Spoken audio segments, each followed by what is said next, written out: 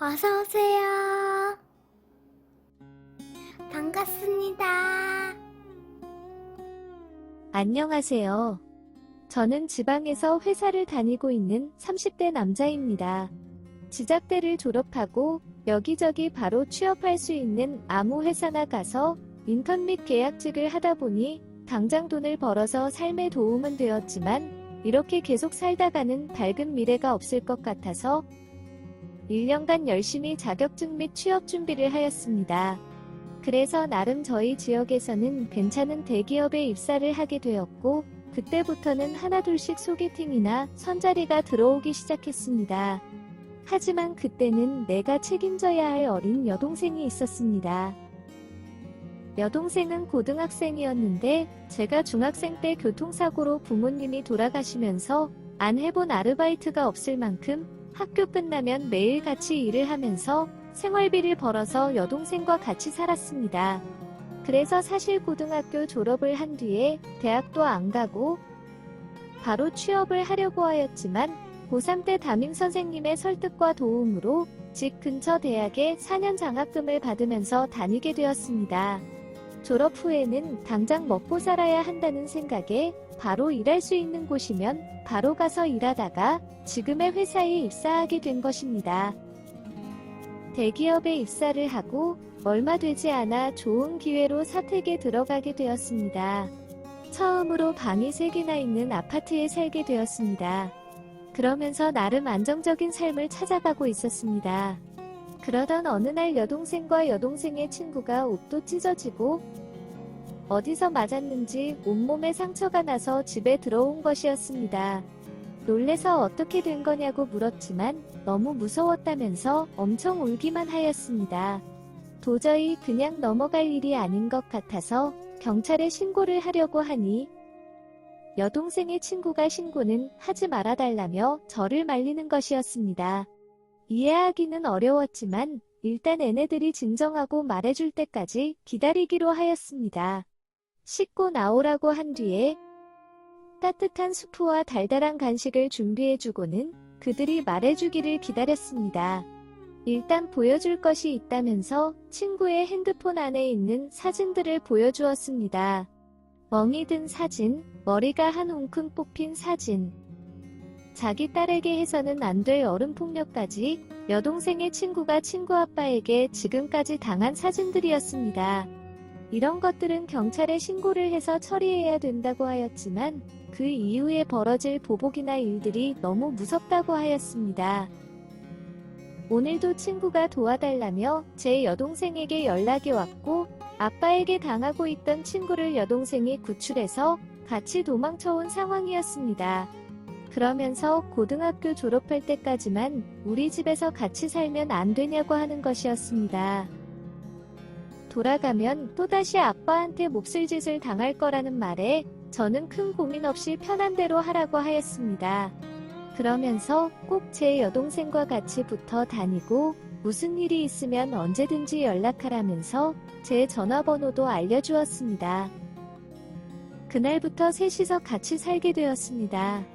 수시로 연락을 하면서 여동생과 친구의 안전을 확인하였고 가끔씩 학교 앞에 친구의 아빠가 기다리고 있다면서 도와달라고 연락이 오면 근무 중이었지만 몇 번이나 택시를 타고 데리러 갔습니다.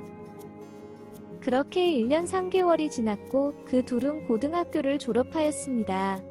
여동생은 대학을 가면서 서울로 유학을 갔고 친구는 미용사가 되었습니다.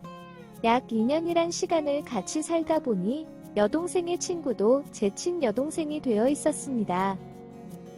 그런데 이제 성인이 되었으니 이 집에서 나가야 되냐고 저한테 묻는데 순간 너무 서운했습니다. 절대 그런 것 없으니 편하게 지내라고 하였습니다. 하지만 친구는 그렇지 않은 것 같았습니다. 제 여동생이 없는 집에 있는 것이 미안한 것 같았습니다. 그래서 합의를 본 것이 매달 10만 원씩 생활비를 받기로 하면서 당당하게 월세를 내고 사는 걸로 하였습니다.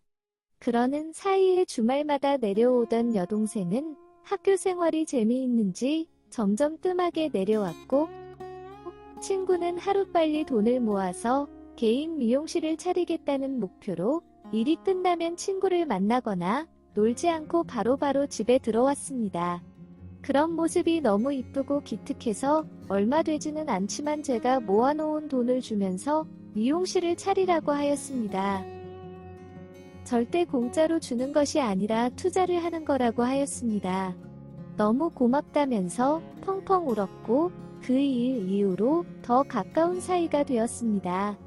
가게 자리를 알아보는 것부터 셀프 인테리어까지 같이 하였고 가게를 오픈한 이후에는 매일같이 저한테 매출과 수익을 말해주었습니다.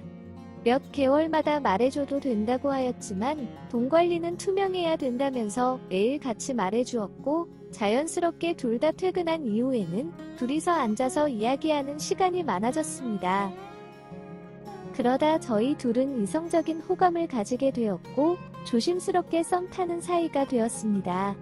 법적으로나 도덕적으로나 문제가 되는 사이는 아니지만 적지 않은 나이 차이와 여동생의 제일 친한 친구라는 것도 게다가 절대 이런 사이가 되길 바라서 과거의 그녀를 우리 집에 받아주고 가게 차리는 것을 도와준 것이 아닌데 제 순수한 진심이 다르게 비칠까봐 걱정이 되었습니다.